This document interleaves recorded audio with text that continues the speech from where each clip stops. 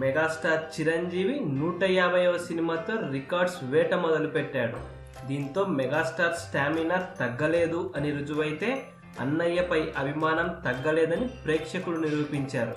దీంతో బాస్ ఇక నుండి సంవత్సరానికి 2 సినిమాలు చేస్తారని ప్రకటించారు. 151వ సినిమా గురించి ఒక్కొక్క న్యూస్ బయటికి వస్తుండటంతో అభిమానులు ఆనందం వ్యక్తం చేస్తున్నారు. 151వ సినిమాకు దర్శకునిగా stylish director Surender Reddy confirm అయ్యారు.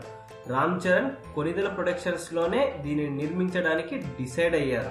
ఉయ్యాలవాడ నరసింహారెడ్డి కథను ఆధారంగా ఈ సినిమాను తెరకెక్కించడానికి సన్నాహాలు చేసుకుంటున్నట్లు తెలుస్తోంది.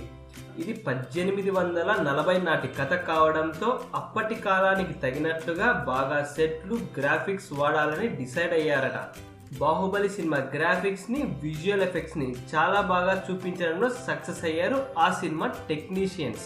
దీంతో బాహుబలి సినిమాకు పనిచేసిన టెక్నీషియన్స్ తో ఈ సినిమాకు సంబంధించిన గ్రాఫిక్స్, భారీ సెట్లు వేయించాలని భావిస్తున్నారంట చిత్ర బృందం.